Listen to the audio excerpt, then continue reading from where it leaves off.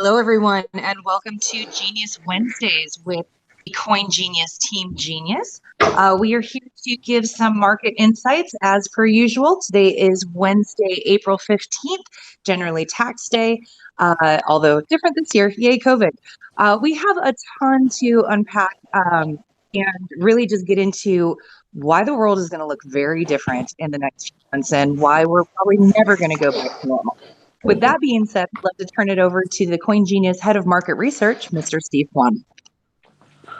All right. Well, I guess in a time of being serious, I found something about this term that's been used, NWO. Well, in 1996, some of the most famous men in sports wrestling entertainment left the WWF to start the NWO, going into the WCW. All right. On a serious note, I'm not gonna Uh, do that was any. that was called that was from the that you have to specify that was the New World Order. Yes, that is correct. I wasn't going to say it, but yes, that's what they called it in 1996. But moving on to a more serious topic, I'm not going to show any charts because it's kind of blasé. I think that in a time like this, get trading the Dow to be up or down 200, it's going to be both. But on a more serious note, I guess the more concerning part to me that seems to be overlooked. I'll start by saying I believe COVID-19 is a horrible virus, disease, illness, health issue. I believe it has killed many people. I believe many people have been affected. But I also believe that the ramifications of the, I guess, economic impacts are going to be felt by many, many, many multiples of those affected by the actual illness. And here's the questions I would pose to people. You don't actually need to answer, but I would ask, how many of you have children? How many of you use some sort of caretaker, whether that's before care, school, aftercare? Maybe you have a pet. Maybe you have a dog walker. Maybe you have someone clean your house. Maybe you have a maid. Maybe you have someone that essentially provides you a service which allots you time to do other things. It could be someone cutting your grass, shoveling snow, and any number of these. I guess I'll focus on the school and the aftercare and before care parts. And I think to myself, well, in a time where jobs are going to be harder to come by, I don't think many are going to argue with that. What about those adults that need that time period from 6 a.m. to 8 a.m. where they can drop their child off at school, or from 4 p.m. to 6 p.m. or summer camp, or those that need the dog walker so they can be productive at work? What will become of those people? I mean, are once they say everything's good to go, are those people going to have to be tested? Are there going to be more strenuous tests? And those are the little things in the economy I think that many of us, or at least I have not heard much of in the media. And I think that those 2 hours or 4 hours a day multiplied by tens or hundreds of millions or even billions globally can have major, major economic ramifications on that person that is employed doing that, as well as the parents or pet owner or whatever that depends on them. So I would open it up to the floor as to what their thoughts are as to what happens in 1 week or two or a month or whenever. What about camps? So Babysitters? if I could hop in on that, Yes. legislation in California last year decimated the gig economy, and it also decimated a lot of these fractional work economies that power Hollywood and power a lot of the entertainment industry. In New York, we had similar legislation pushed forward, but that was tabled. Now, when we're thinking about how most of America operates, we've got a couple hundred million people employed. Inside of that, I would say that the gig economy, the partial economy, the fractional economy, the underemployed, and the partially or part time employed is probably a good, this is not an empirical number, this is a ballpark, is probably about 70 million people. And what we're looking at with, a lot of contract companies like Yelp firing, thousands, a lot of mid-tier companies laying off or furloughing tens of thousands in the past week, with 16 million unemployed currently and 6.6 million unemployed, somewhere between 5 to 6.6 million unemployed being added weekly. The challenges that we're looking at from the state level are, one, that they're going to start running out of unemployment money, ideally within, I mean, anywhere between 90 to 180 days, because the states don't have that. Two is that the stimulus package that we've seen and the Trump stimulus checks, which are getting rave reviews, but again, just started dropping today, are going to lead to additional need, additional want, and additional expectations by a populace that is going to become significantly disenfranchised over the next 3 months. And we're going to start hitting the critical mass issues, I think, within 90 days. We've been talking about real estate previously. Right now, Chase had identified that if you don't have a 700 FICO score and 20% down, you're not buying property. But at the same point in time, where I am in Harlem, I've seen one bedrooms that were averaging between 300 to 600,000 drop to about 170 to 300,000. Okay, and you're going to continue to see an erosion of the housing market if people can't buy and housing starts stop. And at the same point in time, there isn't enough market liquidity that provides the accessibility for people to purchase housing. The people with a lot of cash are going to scoop in, and it's going to become kind of a vulture economy, probably starting in about 90 days. But what we're talking about is the long-term effects of this on the American market. Inside of New York City, almost everyone has moved to telecommuting. So you have to ask the question, in 6 months, in 8 months, when we start, really cohesively coming back 100%, because it's going to come back in phases, do companies need all of this expensive real estate? And if they don't need that expensive real estate, is there a reason for people to keep the residential real estate that they have in Midtown Manhattan? We've seen hundreds of bodegas already close. There's projections for easily 100,000 restaurants nationwide to close. But consider the fact in New York, we've got 31,000 restaurants, and I anticipate that a good 50% of these will close because they're not going to be able to come back. So the cascading effects are going to be absolutely huge. On the one side, people who are living in expensive domiciles like New York City that are in hourly or wage worker type positions are going to have to either move out or consider doing something else. Two is that a lot of these service employee jobs are not going to come back. And three, the fractional employment, the gig economy that you were talking about so articulately, which includes dog walkers, babysitters, house cleaners, and the like, those jobs may not be there inside of the next 6 months. And so the country is going to have to look at massive retraining and reskilling for, we've got millions of semi-skilled and skilled labor jobs out there that pay at $20 plus an hour.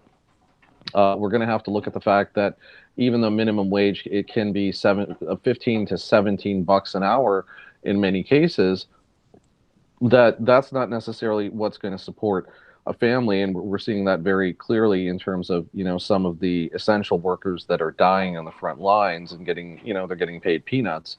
And there's going to be a reset, I think, in terms of expectations from across the aisle, both Democrats and Republicans, in terms of what the American people need and how we have to best support this. There will be a move to include some components of UBI type funding. But again, those have to be funded. And right now we're deficit spending and we're running Keynesian economics and supply side economics to print money to kind of dig ourselves out of stagflation and to keep ourselves from having a massive economic crash. But, we've talked about this on this podcast before. There's ostensibly the $2 trillion that was authorized by the CARES Act is most likely going to be is coupled with 2.3 trillion that the Fed is going to push out in lending, and then there's additional monies that are coming behind that. I anticipate that before the year's out, they're going to have to put another 6 trillion into the market in order to continue to stabilize things. But people are going to lose homes. People are going to lose access to schooling. People are going to be on bread lines, and we're seeing this in many states. We just did a food drive here in Harlem over the weekend, but there's car lines at least 500 cars long in Florida, and we're only 4 weeks into this. So the big question is, what are the midterm ramifications, and really how do we start resetting as a country long term, and even globally? I agree with Oz. Oddly enough, my only point of contention. Hey, everybody, this is Samson, by the way. The only thing I disagree is when real estate's going to tank. I think that if you're sitting on cash in August or Q2 of 2022, that's when you're going to have the best deals out there, because we're talking vulture capitalism, and that's a horrible thing to say, but right now we have a moratorium on foreclosures for a year, and it takes about another 12 months to really get the foreclosure system pumping out. So that puts us in the middle of August of 2022. I love the fact that Oz, by the way, Oz, did you get your stimulus check from PayPal? No, I didn't actually apply for it. Oh, fair enough. But you see how they decided that only today, and I swear they came out like 3 or 4 weeks ago. Only today have they been sending folks their stimulus checks. Everybody else, we see that you could actually get it through these fintech folks like Square and PayPal. So I love that. No, I think that was necessary. I mean, like, look, we concur that the system that they started to use was, the system that they pay EBT through. But I think the American people have an expectation of fast and everything. And I think with this administration, the expectation is much faster than it was with previous administrations. Keep drinking that Kool-Aid, because I think that in the next administration, we're going to see some of those large institutional changes that Elizabeth Warren was such a fan of saying. We can talk about that in 2024. Oh, we're going to talk about that now. Remember, November 3rd is just coming up. And what's going to happen is, I use an analogy just for some context. Once upon a time, I used to be an epidemiologist, and I ran DC Health Department's swine flu clinics back in 2008. And so I came up with this analogy to explain to folks that it is always going to be raining COVID-19, meaning just because we have testing doesn't stop the virus. It's prevalent in the environment. And so if you actually want to stop the virus, you need some level of herd immunity. So that requires a vaccine, and then it requires you to vaccinate most people. Otherwise, it's always raining COVID. I see that. I mean, that goes back to, that's what they did with smallpox. But we also had exclusion zones, massive vaccination, and then you get the herd immunity. Yeah. And so we're going to open up the economy. It's just not going to look like the economy of before. I'm super excited what's going to happen in terms of unions, particularly for teachers and healthcare workers. The union game is going to be bananas.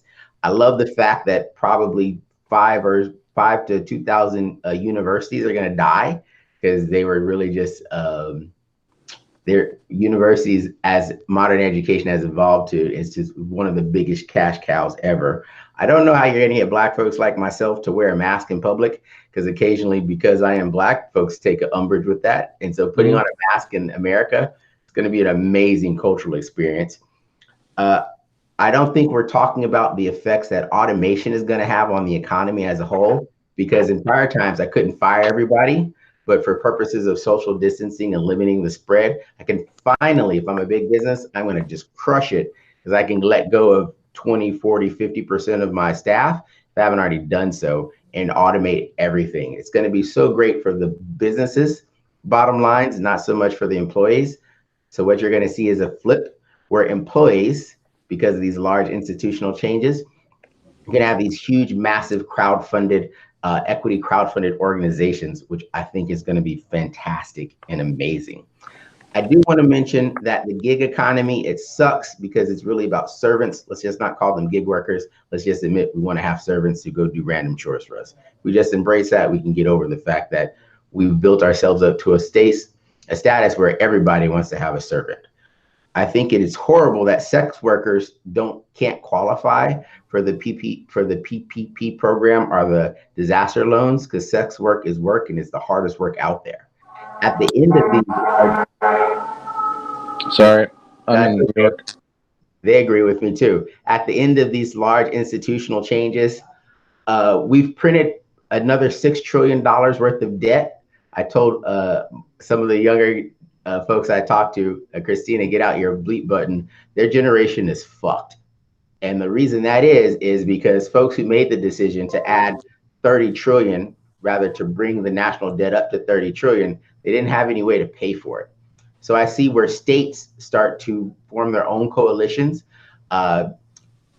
Washington, Oregon, California, and they will issue their own type of, they won't call it currency, but it will be a type of token that they use for trading amongst these state alliances.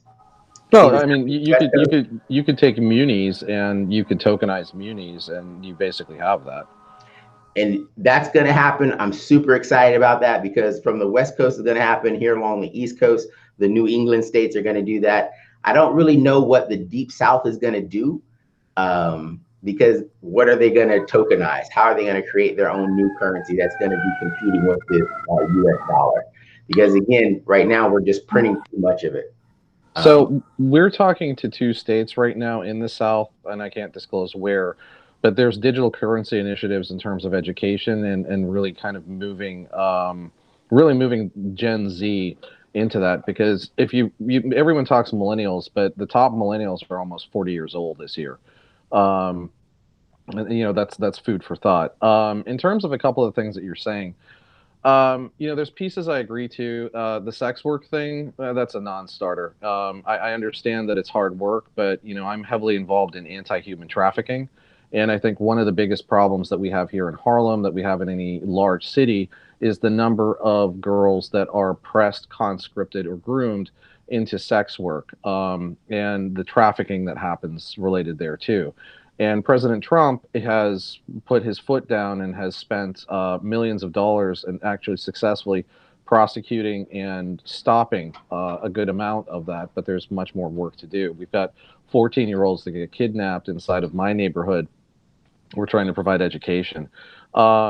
The nature, though, I think of, how do you educate a 14-year-old who's been kidnapped when they're the victim of the crime? Shouldn't you be educating the males who are perpetrating the crime? No, because it's groups, it's males and females. The largest sex trafficking ring that was broken up out of Marin County about 12 months ago was run by a mother-daughter couple, and they had about 1,000 kids across the United States. And so, what we're trying to do is we're bringing in child defensive resources to do education to kids as young as 6. We're bringing in Saving Jane to do education through some of the schools and online. And then we're bringing in Restore NYC as a partnership. So once they are actually, we give them a path to get out of trafficking and to kind of re-enter. Are we doing anything to prevent them from being trafficked? Because we seem to be addressing the causes, not the effects, not the cause. The secondary effect of this is that we're talking to the state to figure out where we can get grant money and money for our locales. We're also locally, we're working on putting together some conversations with gang leaders to kind of figure out if there's alternative products that we can bring to the market. And then, it's a lot of this it's replacement economies for a lot of these different things. And I don't think people really want to hear that. But the horror of this is that these are all black market economies, and in many ways they need to be disrupted. So these black market economies exist because humans have these needs and desires and no other options, which is when we're talking about in the coin genius world, when we look at what is the future of value and how that is transferred, we're going to have black market currencies, which will be amazing. I'm still going to say Doge will be used. And so Doge will be used. Doge will be used because for simple purposes of tracking records of debt, you're never going to beat Doge. It is such a simple system. So I'm excited to see what happens in this next iteration of awesomeness. No, I look, we're literally moving into a very strange era. Like every they dropped you. Yeah, there you go. Every single cyberpunk future that was predicted exists in multiple permutations. We've got the totalitarian Orwellian China. We've got America, which has moved into excess liquidity and debt. We've got Europe, which has become almost a police state, and we've got Russia separating itself, and then you've got other things going on in Africa. Africa really moving more towards more of the M-Pesa model, and finally kicking off the shackles of French colonialism through banking. So inside of this world where we're now going to lose a significant portion of the population to coronavirus, and I think coronavirus is something that we're going to see more often. This could become something that's maybe not every 20 years, but maybe every 10 years. And I think the social mores of how we engage with each other are going to change. I think the way that people court each other is going to change, and I think business interactions and acumen are going to change. There's not going to be any more French kissing on the cheeks. There's not going to be any more handshakes to a good degree because people are going to have trepidations. And it's not so much now, but after 6 months, 8 months of this, and they're predicting 18 months of this. And you astutely pointed out, yeah, 2022 is a buyer's market. I think it's as early as 2021 because it's not just defaults. In many cases, people are fire sailing to try and get out of hard assets that they have to have some liquidity inside of a market where there's absolute uncertainty right now. But at the same point in time, look at the market decoupling that's happening in between many of these indicators and what's existing inside the crypto market. We've got the halvening coming up, which will obviously depress the price of Bitcoin. And then, as we've seen historically, it's going to pop up. And then we've got multiple opportunities, I think, inside of the data markets that are going to be developed above and around crypto products, dApps, and potentially secondary liquidity that we can build future forward. And then there was something, what was it called? There was an Intimate token, Intimate.io. In terms of the whole sex work thing that you had talked about. So I think Intimate is getting there. They haven't fully deployed yet. But in terms of having something that's a fungible methodology for sex work that precludes, the inclusion of trafficking, it just kind of protects people. I think there's some paradigms that can kind of come. But to your point, we are moving away from a world that was built on one worldview into one that's going to be a lot of different diverse worldviews kind of stacked together. Mm-hmm. Hey, Christine, I'm going to turn the floor over to you guys and stop hogging up all the time. Just one thing, 3 quick things for Steve Kwan. Steve Kwan, I'm making a prediction now. Dogecoin, Amazon token, and whatever they call these state-issued cryptocurrencies that are coming out. Samson, Dogecoin, I got about 100 million reasons. I hope you're right. So I'm somewhere up there. I'm somewhere around you as well. But I'd like to make a comment, and I guess it's a comment, also a thought. And ultimately, despite how many trillions and how many checks and how much this and that, you know why the US dollar succeeds and will succeed? It's the same reason that Bitcoin does, because it's a two-way street for that asset, but it's not for others. And I'll expand on the why part real quick. I heard Samson, myself, and Oz all say that at some point in the next 24 months, things are going to be on sale. Is that correct? I heard you two gentlemen. Yeah, absolutely. Yes. Fire sale. So they're going to be on sale in what? They're going to be on sale in US dollars. Assuming we're talking something in this correct, we're saying a house costs, I heard you mention a house in Harlem or apartment was $350,000, now is $175,000, correct? Range. I mean, the range has dropped about $300,000. Okay. So the range for a dwelling has dropped $350,000, or looked at the other way, the dollar has become twice as strong versus that asset. I mean, we always look at it in dollars, but one could look at it the other way. And sadly, myself included and many, when we're nervous, when the crypto markets are nervous, when the crude markets are nervous, when the equity markets are nervous, what do people do? We sell to US dollars. So we're selling to the asset that's been printed so many trillions of times.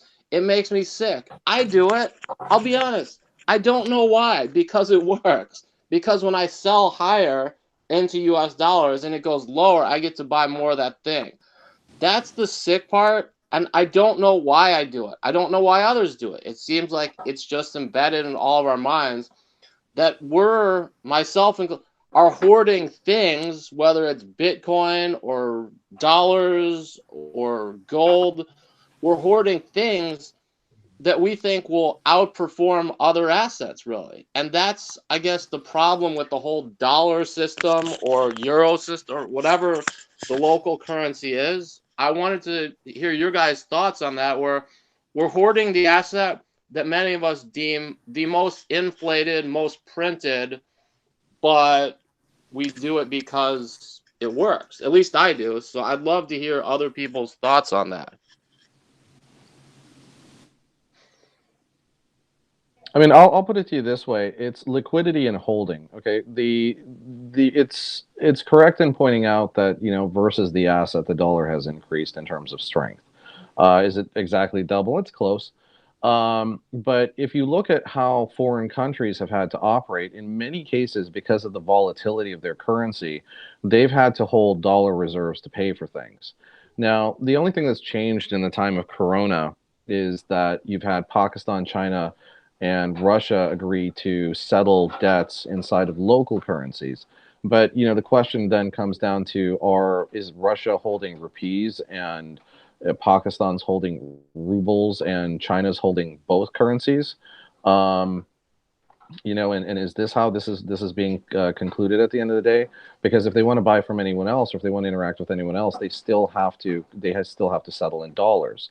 And so, from a letter of credit, trade credit, and international finance perspective, I think the dollar is going to continue to stay relatively strong. There's also overtures from the Trump administration to change some of the guidelines and operational parameters of the Fed, which could push us back on the track towards either gold or some sort of pegged standard. Now, if that were to happen, that would continue to increase the strength of the dollar, much like what was seen, when I was growing up, where, you went to Europe and you're like, how many of these do I get for $1? And you're talking about their currency. That could happen in many, many places. Stagflation, deflation, and market pressures are also something that we're going to have to consider, because the type of market erosion that has happened in Latin America previously could also happen.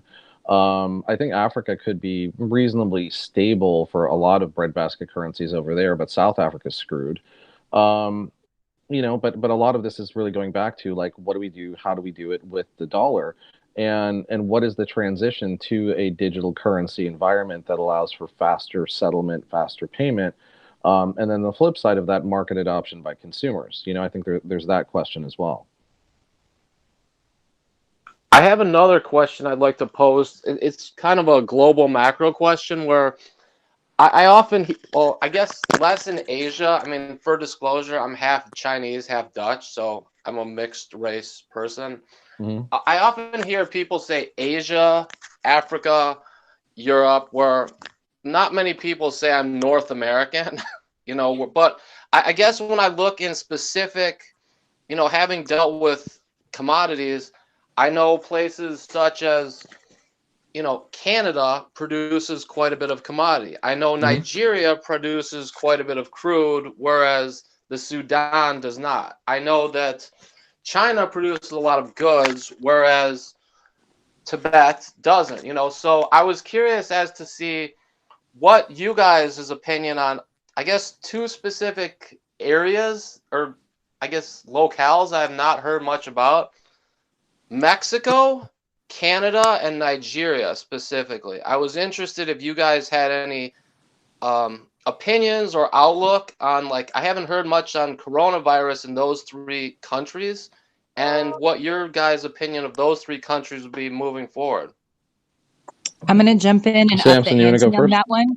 Yeah, because so I'm going to up the ante on that one, Oz, and kind of frame it, because I know where you're going to go with this one, of looking at the countries on their, like, as a standalone, and as we start looking at these coins as a standalone. Oz, I know where you want to go with that one. So, Samson, feel free to jump in first, but I would like to up the ante on what's happening in each country and based on its own merits.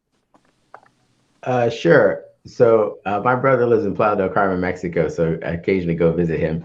My mom's Mexican, but don't tell anybody. Yo soy tejano porque yo nací en Texas.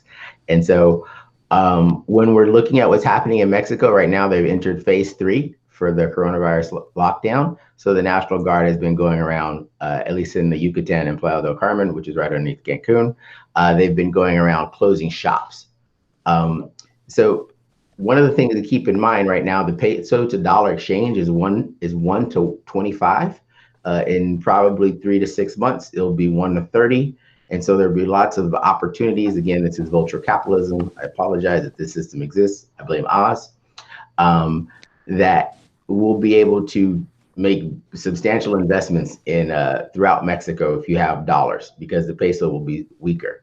How that will work for people and how they will pivot and deal with that, we actually don't know. Because there's so much uncertainty, particularly in Playa del Carmen and the Yucatan. It's a tourist spot. The Carnival cruise ships aren't going back for another 18 months or so. So how do they sustain? How do they actually get food? One of the things they've done is they've set up roadblocks to limit the movement of people. And then when you limit the movement of people, you also limit the movement of goods. And so we had to do a mad scramble to get beans, rice, flour, and water, particularly there in the Yucatan. Drinkable water is a big issue. So where does that leave Mexico as a whole? I see it as, one, the healthcare system is you pay up front when you go to the doctor. If you're going to have a baby, it's $6,000 US. So you need to just pay up front. This happened with my niece and my 2 nephews who are 5 and 3. And so right now they don't have the supplies. America has sucked down all of the ventilators, all of the PPE from global market. It's driven the price sky high. And so Mexico just doesn't have the resources to accommodate their population. They're not going to do the testing. They're not going to do the epidemiological surveillance.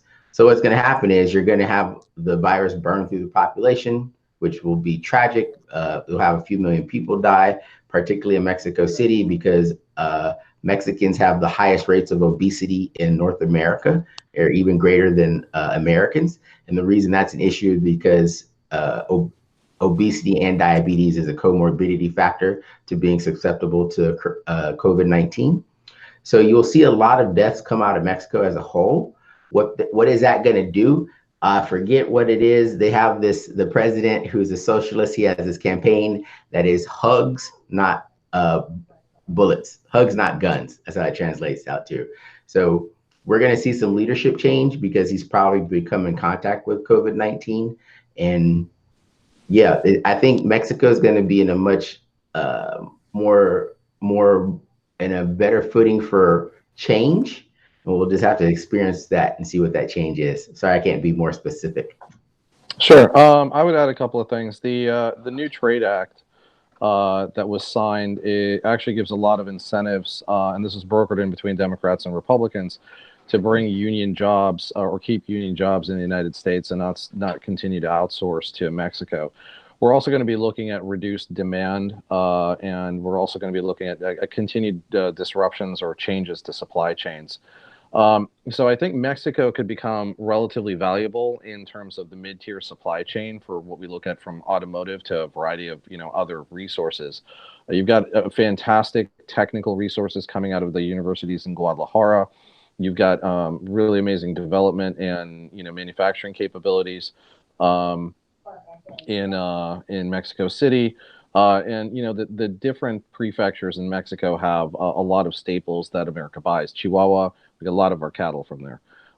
So Mexico is going to have a lot of loss. I wouldn't put the blame on America for their access. I mean, we're working on a blockchain for PPE right now, and I have access to 3 different PPE vendors. There's an open standing order from the Mexican government for 10,000 ventilators right now, but the problem is that it's a fish market. All of this is a fish market. So we have the 140s are priced at 39,000 right now. And there's resellers all over the place, but you can only get like 100 a week because that's the manufacturing speed. to Nigeria. Nigeria is the #1 economy in Africa, but Nigeria is still going to have to contend with Boko Haram and a lot of dissonance in between Lagos to the south and the farming communities in the north. So I think terrorism is going to be an ongoing challenge inside of Nigeria for a period of time. But at the same point in time, they're investing in high-speed rail, they're investing in manufacturing, they're investing in a variety of other things. Their success is probably going to be more tied to the trading partnerships that they create with the Central African republics, and what also happens in terms of the crypto currency that has been proposed for 22 African nations, wherein, very much like the M-Pesa system, you have something that breaks the yoke of the French central bank on African nations that had gotten their independence from France, but we're still continue to be financially hampered well into the 2020s. In terms of the United States in relation to this, I think we've talked about stability, but consider the fact that Africa, Mexico, Latin America, and Australasia, not China, are the new supply chain opportunities. Japan has stipulated that they're going to pay companies to get out of China for manufacturing. Apple has already started to divest their Foxconn facilities into Vietnam and India. And we've also got a Foxconn facility opening here in the United States for manufacturing of iPhones. But at the same time, you've got weirder things happening, like Louis Vuitton opened a plant in Texas. So, considering these massive shifts are going to continue, and other things like trade negotiations with the United States and China haven't been settled, and at the same point in time, there's much in talks of culpability on a global level for China really not talking about or putting controls into place to prevent mobility due to the virus, and us in New York being the most affected place on earth currently, and having much of that coming from Italy, from the United Kingdom, and China. There's conversations yet to be had that I think are going to have longer term financial ramifications from both a trade credit, and currency perspective. Thank I you, dig Oz, it. for the end.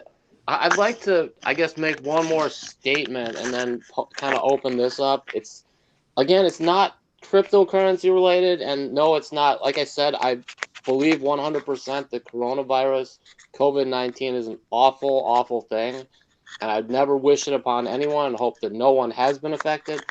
But I was talking to some people on Thomson Reuters, and I made a statement where I didn't say anything negative nor positive, simply requoted some New York Times data. And I noted that this was 5 days ago, so the stats could be slightly changed, but 56% of the deaths due to COVID-19 have been in the tri-state area, i.e., for those that aren't familiar with it, New York, New Jersey, Connecticut. So I also note that that is one of the most densely populated places in the U.S. When I said other states like Wyoming just had their first death from COVID-19, I believe, yesterday, why are we comparing apples to oranges? Like, I get, New York City is the biggest place and most populated place, so chances are it has the most millionaires. It probably has the most billionaires. It probably has the most Lamborghinis. It probably has the most people on welfare. Like, it has the most of everything. So what are people's thoughts on, I guess, the seemingly in comparisons of apples to oranges in many of these statistics?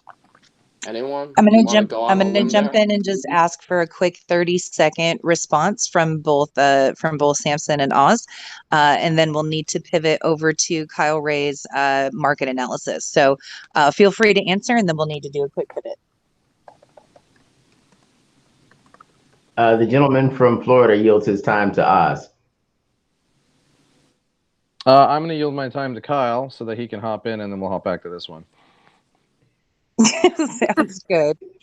Kyle Ray, you have the floor, sir. Tell us what's going on in the markets. This whole week has been kind of sideways, and if it's not bleeding, then I think it's just kept capitulation, people just sitting on the sidelines, maybe going over to the stock market. We saw stocks going up, up, up. But if you look at the overall chart on a bigger time frame, we're still at a lower high. So if stocks are going to keep going up, I know that's really fundamental driven. So you might want to correlate stocks and crypto together, because the biggest whales are probably just back and forthing, just trying to regain Q1 losses. So they're trying to get a Q2 win for their investors and everything else like that. So to correlate that with like stimulus checks coming out, who knows where people are putting that money, maybe towards food and typical bills, the ones that they have to pay right away. But what I'm hearing from rumors on the crypto side and all the groups and stuff is people are taking some of that and buying Bitcoin with it. And I also saw a post saying that there's more holders of one Bitcoin than ever before, which also means people are just buying up positions now, and they're probably not going to dump it, because if they do, they can't take that loss. So anybody buying Bitcoin now is probably thinking long term. So when you look at the markets now, Ethereum's charts are looking very, very similar to Bitcoin. So what Christina had said in the group was like, it's kind of like a silver to Bitcoin in a way that it's kind of worth less as a token, but the percentage swings are higher.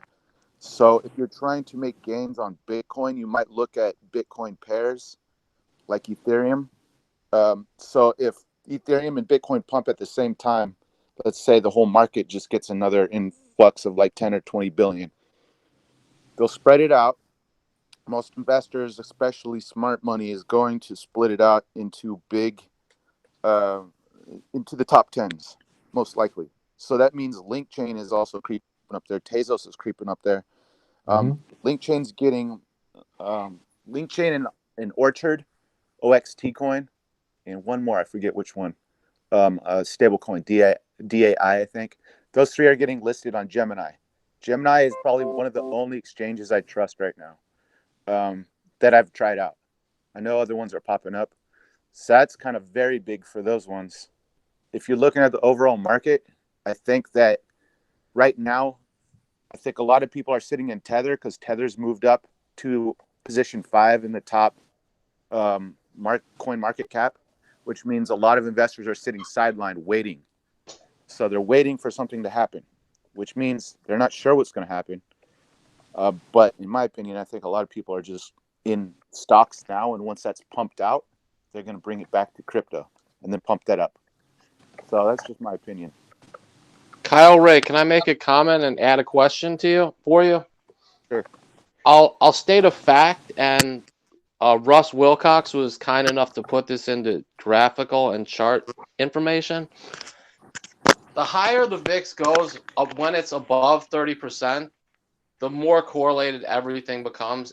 By everything, I mean the assets that were listed in his chart, and I'm sure that at some point we could share that with the world, because I think it's a very important thing. Next, I have a question for you regarding markets. And this is, I guess, is a question for anyone. When I hear that it's a market of more hodlers, i.e., like you said, more people have one Bitcoin and they've taken it, quote unquote, off exchange. Do you feel in a market such as that, where there's more hodlers and there's actually less supply and I guess less actual demand once they bought it, they're kind of a one and done. I want to buy one Bitcoin, take it off.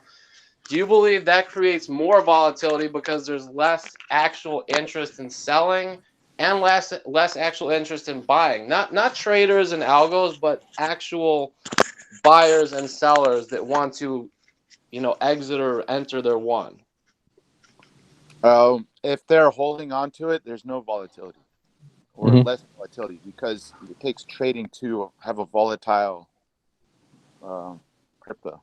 So if people aren't trading it back and forth, then that's left for whoever the traders are, in my opinion. Right, and I think you're seeing that with a lot of the top 1,000 cryptos. If you really look towards the bottom of that list, due to a lack of liquidity, due to a lack of volatility, and due to a lack of trade action. Also coupled with the fact that many of them have low DAP activity, low development activity, and low utilization. They're not moving. Yeah, it's kind of sideways right now. I drew up some charts today on Ethereum and Bitcoin. We're still in a descending wedge, and I think in the next day or two we're going to find out what happens. Either we're going to break above the wedge. So if we're looking at Bitcoin, we're at a support zone now where we've just tapped the 6750 region twice recently, and then it's a pretty good support. But if we break through that, next step is down to 6 Gs, and then after that about 5,000, and then anything else after that, who knows. If we break through this triangle wedge, we're going up to a temp stop somewhere around the 7,400, 7,500. If we can break that, next stop is 8,000, then keep going higher and higher. So that's what's going on with Bitcoin. If you want to look at Ethereum, it's similar chart, but it's got a little bit more volatility and it looks a little more aggressive.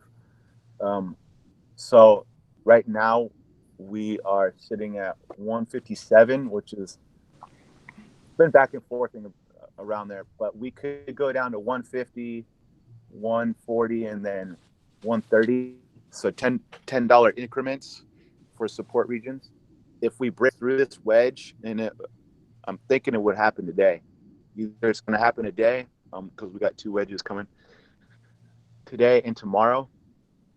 Then we would go to like 164, 170, and then a big transition point to go bullish is about 178. So if we can get above there and close at the end of the week, then I think we're good to go for Ethereum at least. So those two are kind of leaders of the pack. So I kind of look to them first before I chart anything else. But LinkChain has been holding up really well, and basic attention token is starting to gain ground as a real use case. A lot of people sitting at home on their browsers earning BAT tokens. And so the more that name gets out there, the stronger the brand grows. Mm-hmm. Let me ask you a question. Do you look at correlations in between Bitcoin and projects that were forked off of Bitcoin in relation to your analysis, like Digibyte and Bitcoin? I don't really look at Digibyte so much. I think a lot of those coins like that are just like little brother, you know? Yeah.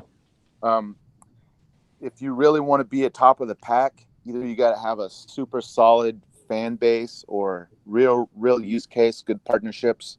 Otherwise, it's just kind of there for trading. If we're looking at something like Bitcoin SV or Bitcoin Cash, mm-hmm. If Bitcoin pumps, those tend to follow after the pump has finished.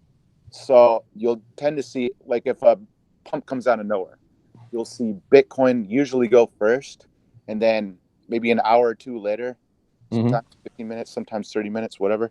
After Bitcoin or Ethereum or whatever pumps, then you'll start to see it trickle down to the other top 10s. Then you'll see, after that pump ends, people will go over the alts.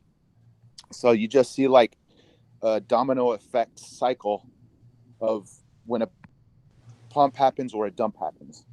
If a dump happens, you're going to have very little reaction time to make that move to either short it or have a stop loss set. The problem when you're doing stop losses, I mean, there's a bunch of problems with stop losses. Stop loss is supposed to protect your assets. In crypto, the market cap is so low, so a whale comes or an exchange comes and they just wick you down, collapse everything, and then automatically do a reverse. So then people are scrambling to re-enter their position. Just lost a bunch of capital. There's like, I'll make a whole video on that thing because that's just like, that's the biggest pain in the butt as a trader, I think. Hey, Kyle and Oz, Christina, sorry for a hop, but I have a question which I think would be the listeners might find interesting too. And I don't have the answer, but a while ago, I created this idea of Bitcoin dominance, but not like top line dominance and bottom line dominance, because there's two pieces of the pie, but Bitcoin's actually a big piece of the second pie. And the Bitcoin family of forks, Bitcoin Satoshi Vision and Bitcoin Cash are the most well known and larger of the market cap too. But I'd be interested to see anyone's comments, negative, positive, or I guess use case experiences with the other two, which are not little by any means. They're $100 million projects, Bitcoin Diamond and Bitcoin Gold. Does anyone have any thoughts, comments, concerns, knowledge? I'm not too familiar with them, so I would open the floor to just a general, quick 1 minute discussion on either of those two if people have color on them, so to speak. Not much to say about those. I think just anything with the name Bitcoin in it, you got some people who don't know a lot about crypto that are just like, oh, this is great, or they're good for trading. Some traders, they'll just pick one or two coins and just trade them back and forth, and that's the only thing that they trade. That's about all I know about it.